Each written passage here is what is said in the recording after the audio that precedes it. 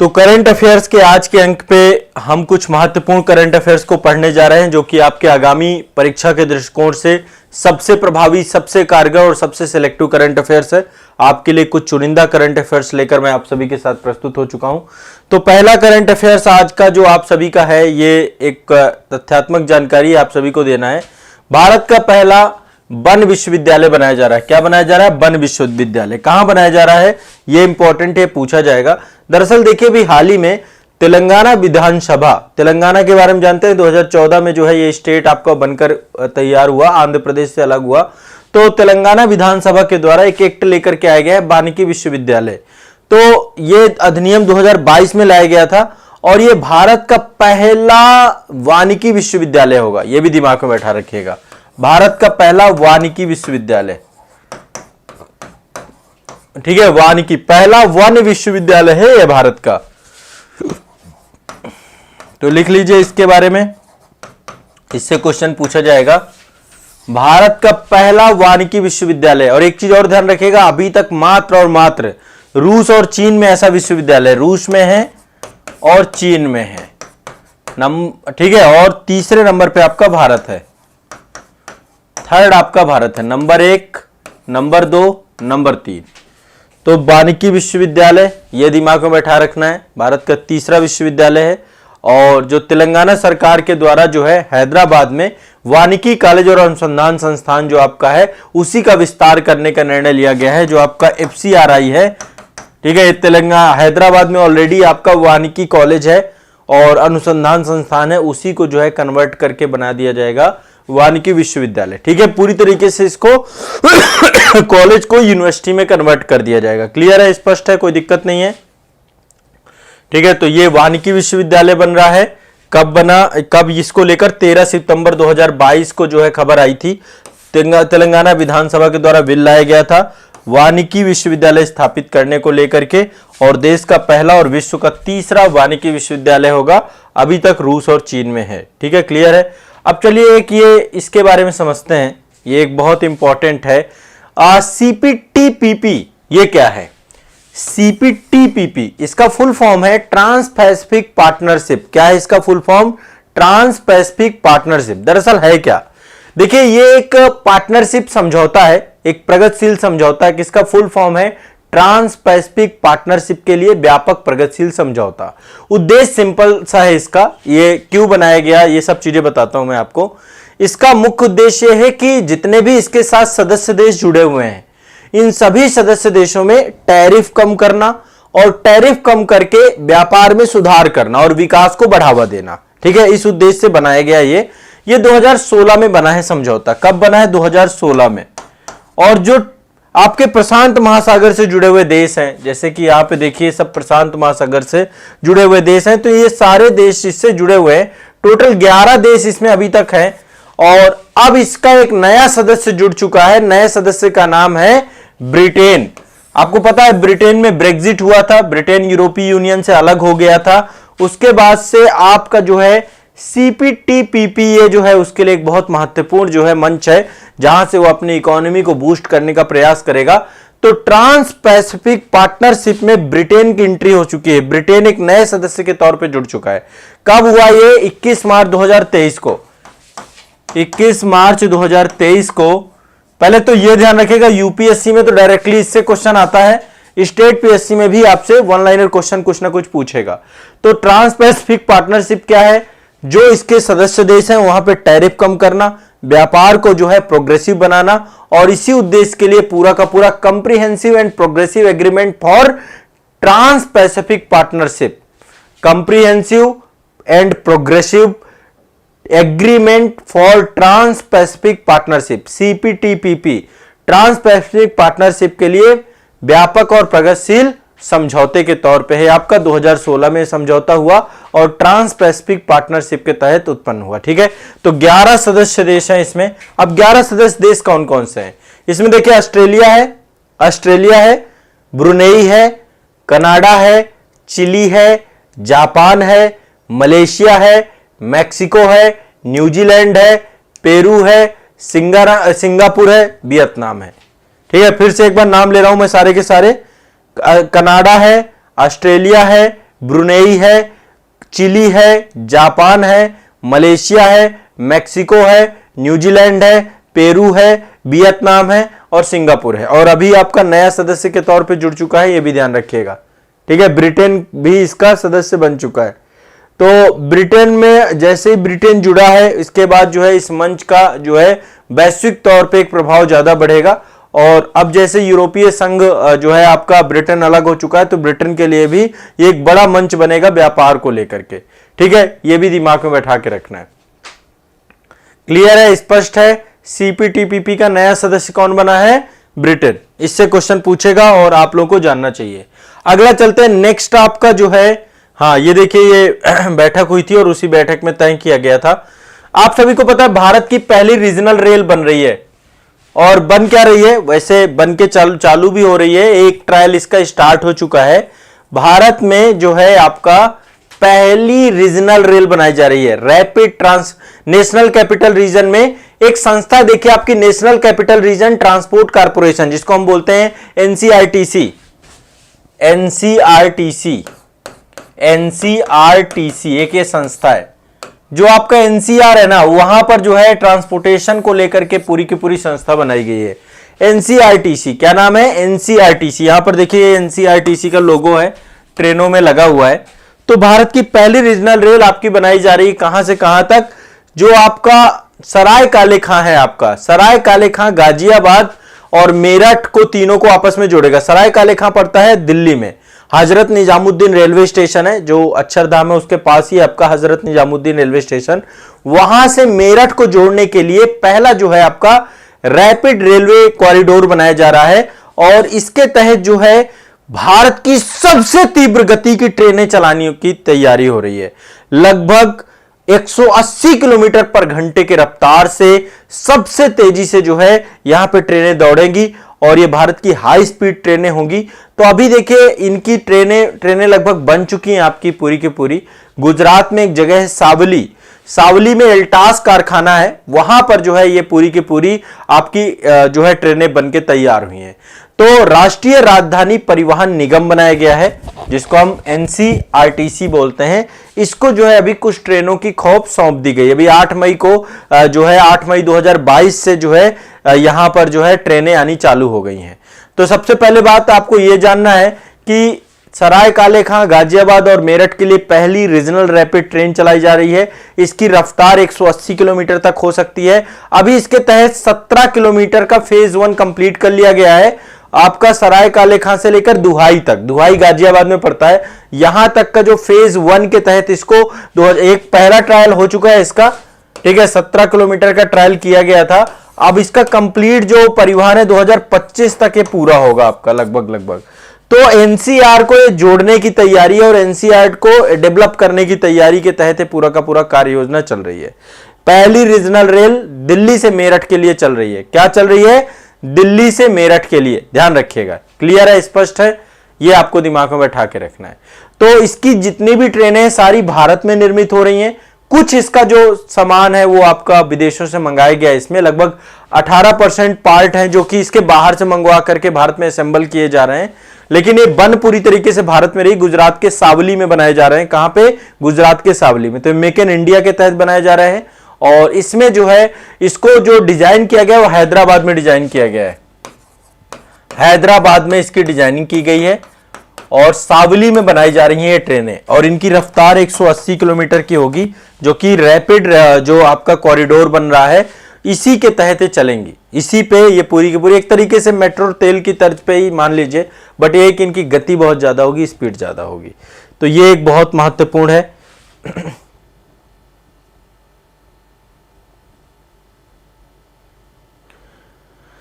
चलिए मैं बाकी कमेंट आप लोगों के बाद में देखूंगा, आराम से जो है आप लोगों को देखना है। नहीं अमित कुमार जी, ब्रिटेन 12वां कंट्री है। मतलब कि जो मैंने इससे पहले बताया कि ब्रिटेन के अलावा 11 कंट्री है, ठीक है। ब्रिटेन आपका 12वें नंबर पे आएगा, ब्रिटेन को जोड़ के नहीं है। ब्रिटेन आपका जो है किस नंबर पे है? हाँ मैं एक बार फिर से आपको नाम बता दे रहा हूं, 11 के 11। ब्रिटेन 12वां है, किसमें? सीपीटीपीपी में। Australia, Brunei, Canada, Chile, Japan, Malaysia, Mexico, New Zealand, Peru, Singapore, Vietnam. इसके बाद आपका भी नया जुड़ा है आपका कौन सा, ठीक है, ये दिमाग में बैठा लीजिए, नया आपका ब्रिटेन जुड़ गया है। ठीक है, क्लियर, स्पष्ट है। चलिए, तो ये 3 हो गई बातें। चौथी बात ये आपके देखिए, ये आपका जो इससे क्या होगा, दिल्ली से मेरठ का टाइम जो है पूरा का पूरा 55 मिनट में आप पहुंच जाएंगे दिल्ली से मेरठ। ये देखिए, ये पूरी की पूरी बन रही है। ये आपका सराय काले खां है और यहां से ये रूट है आपका गाजियाबाद होते हुए मुरादनगर, मोदीनगर, और ये आपका जो है मोदीपुरम है एक जगह मेरठ में, मोदीपुरम को जोड़ेगा ये सराय काले खां को। ये पूरी की पूरी ट्रेन का रूट है। एनसीआरटीसी के लिए ये पूरी की पूरी आपकी नई जो है बन रही है ये।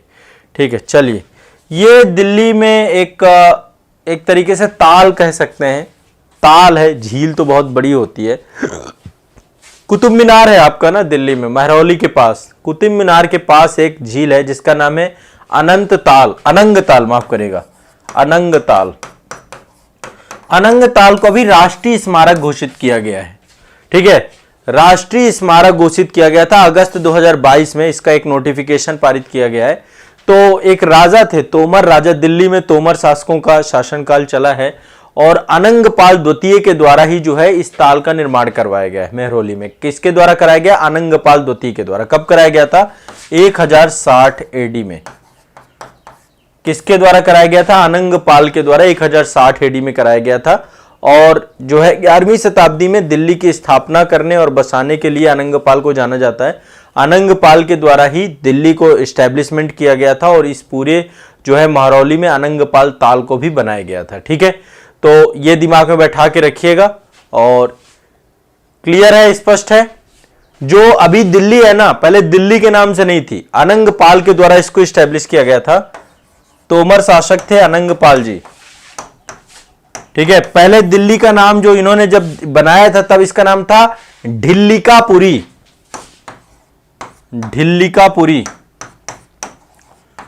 बाद में दिल्ली हुई है आपकी। ठीक है, तो इन्होंने काफी सारी चीजें यहां पे बनाई हैं।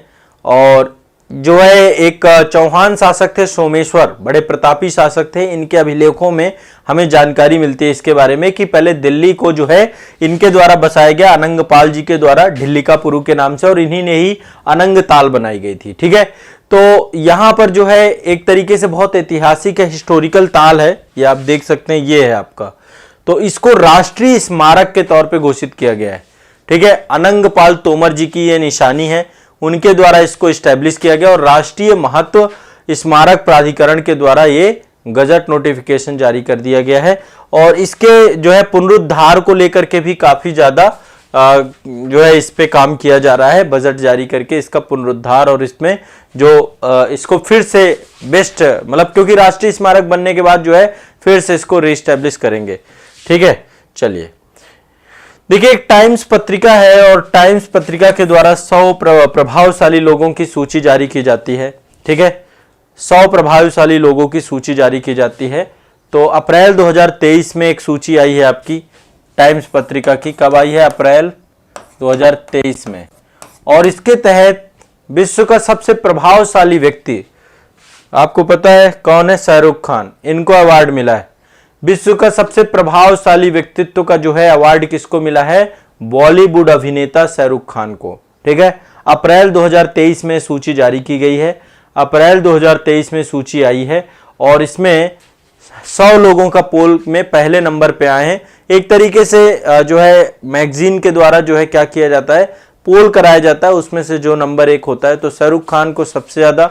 इसके दूसरे नंबर पे देखिए, ईरान में काफी लंबे समय तक हिजाब विरोधी प्रदर्शन चल रहे थे, तो वहां पर जो महिलाएं हिजाब का विरोध कर रही थी उनको दूसरे नंबर पे उनका स्थान आया। पहले नंबर पे तो आपके शाहरुख खान है भारत के, दूसरे नंबर पे हिजाब विरोधी ईरानी महिलाओं का ग्रुप है, ईरानी महिलाओं का ग्रुप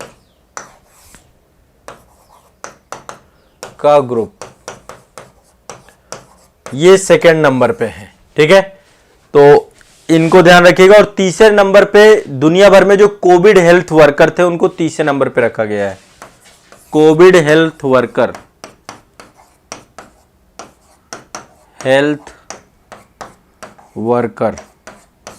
ठीक है, तो ये दिमाग में बैठा के रखें। नंबर 1 में शाहरुख खान, संभवतः क्वेश्चन पूछ लेता है, पीसीएस वगैरह में ये मतलब इस तरीके की चीजें आती हैं। ठीक है, और चौथे नंबर पे आपका प्रिंस हैरी है, और 5वें नंबर पे जो है आपका लियोनेल मेसी हैं, जिन्होंने इस बार के फीफा वर्ल्ड कप में बहुत शानदार प्रदर्शन किया है। ठीक है, तो लियोनेल मेसी हैं, ये दिमाग में बैठा के रखना है। लगभग 12 लाख लोगों ने वोट दिया है, बहुत ज़्यादा लोगों ने वोट नहीं दिया है, और 12 लाख वोटों में से 4% शाहरुख खान को मिले हैं टोटल। ठीक है, तो नंबर 1 पे शाहरुख खान पहुंच गए। ठीक है, 3% वोट आपको इनको मिले हैं, ईरानी महिलाओं को।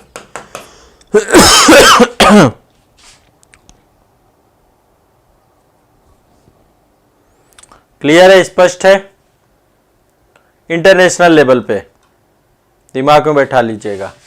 ये है हमारा आईएनएस विक्रांत। ये ईरान में जो हिजाब विरोधी महिलाएं का ग्रुप था, उस ग्रुप को जो है आपका दूसरे नंबर पे ये पूरा का पूरा वोट है, इसके बारे में दिमाग में बैठाना है। ठीक है, अब नेक्स्ट अगली खबर बहुत इंपॉर्टेंट है। अगली खबर आती है आईएनएस विक्रांत से। आप जानते हैं नौसेना का ये जंगी जहाज है, और इस जहाज एक तरीके से अपने आप में जहाज कहूँ, ये पूरा का पूरा शहर है, ये पूरा का पूरा शहर समेटे हुए।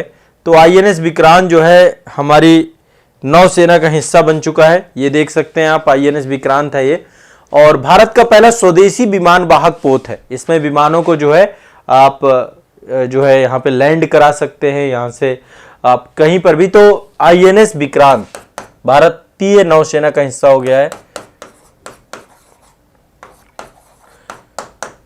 विक्रांत का मतलब है वीर, है ना, विजयी, विक्रांत से जो है जुड़ा हुआ है।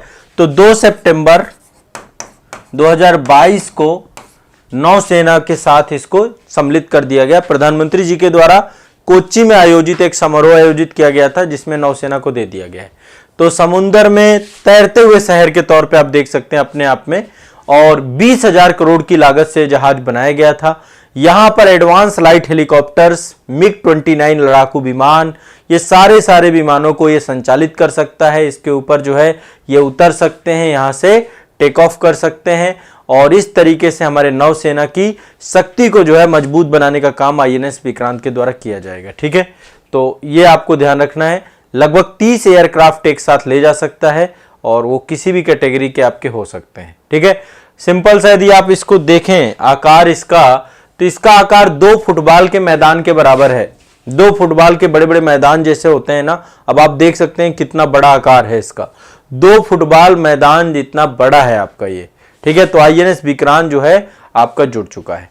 आईएनएस विक्रांत के साथ ही नौसेना का नया फ्लैग भी अभी जारी किया गया था। ठीक है, नौसेना को नया फ्लैग दिया गया है। नए फ्लैग का जो है आपको, तो उसमें जो है जो नया फ्लैग है उसमें जो है छत्रपति शिवाजी महाराज की सील लगी हुई है।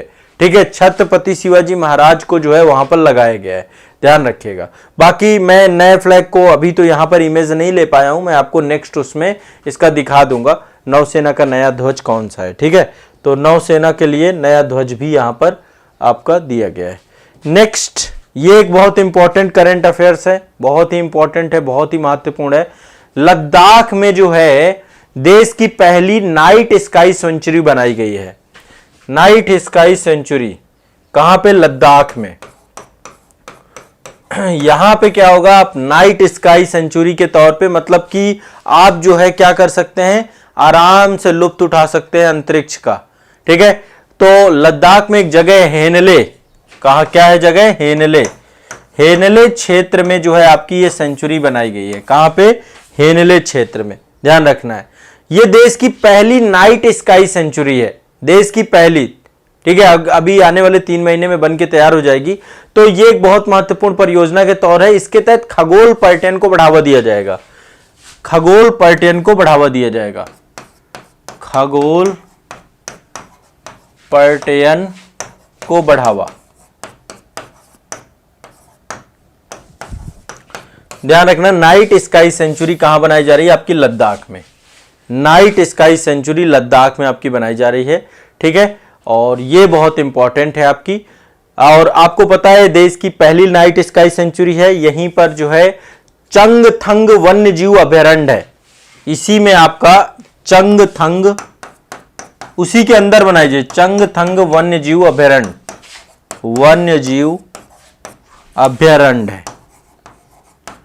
इसी अभयारण्य के अंदर जो है आपकी ये पूरी की पूरी सेंचुरी बनाई जा रही है, जिससे लोग जो है जा करके आराम से इत्मीनान से जो है आनंद ले सकते हैं अंतरिक्ष का, आसमान का। कुछ इस तरीके का नज़ारा आपको टेलीस्कोप के माध्यम से, इन सभी माध्यमों से एक तरीके से खगोल शास्त्र में देखने का प्रयास करेंगे। ठीक है, तो एक तरीके से नाइट स्काई सेंचुरी कहाँ होती है? जहां पर पहली बात तो प्रदूषण नहीं होता है, रात को अधिक से अधिक जो अंधेरा होता है उसको सुनिश्चित होता है, ताकि आसमान में जो आपके सितारे हैं उनको अच्छे से देखा जा सके और उनका अध्ययन किया जा सके, उनको सभी लोग लुत्फ उठा सके। तो इसलिए ये पूरा का पूरा नाइट स्काई सेंचुरी के तौर पे आपका है। ठीक है, तो ये आप सभी के लिए एक तो ये ध्यान रखना है, नाइट स्काई सेंचुरी देश की पहली बनाई गई है, ये लद्दाख में हेनले क्षेत्र में। ठीक है, दूसरा INS विक्रांत नौसेना को समर्पित कर दिया गया है आपका। तीसरा आपका जो है टाइम्स 100 में शाहरुख खान नंबर 1 है, फिर दूसरे नंबर पे ईरानी ग्रुप की महिलाएं हैं, फिर आपकी कोविड हेल्थ वर्कर हैं टाइम्स 100 मैगजीन के अंतर्गत।